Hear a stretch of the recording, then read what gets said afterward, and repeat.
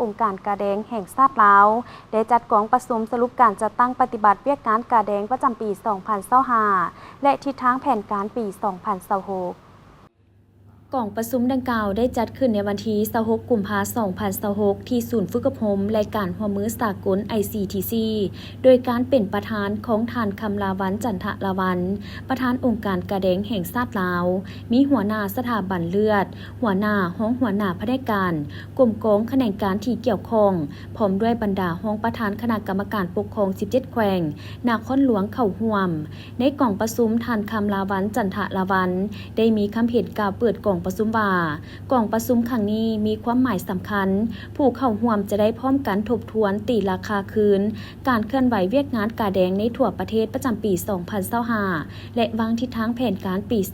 2026 การสนทนาแลกเปลี่ยนคำคิดคำเห็นพร้อมกันค้นคว้าสังเกตตีราคาสภาพการจัดตั้งปฏิบัติเวียกงานกาแดงในระยะ1 ปีผ่านมาให้ลึกซึ้งเพื่อซอกให้เห็นผลงานด้านดีที่ตั้งหน้า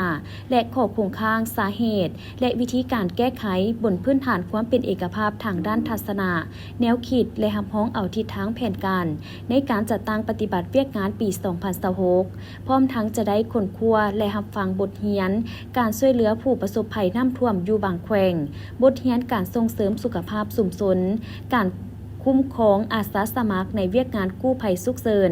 บทเรียนการปลุกระดมคนขวยการบริจาคเลือดบทเรียนการคนขวยแหล่งทุนเพื่อช่วยพัฒนาองค์การกาแดงแห่งชาติลาวให้กลายเป็นองค์การที่เข้มแข็งสามารถปฏิบัติเวียกงานช่วยเหลือมนุษยธรรม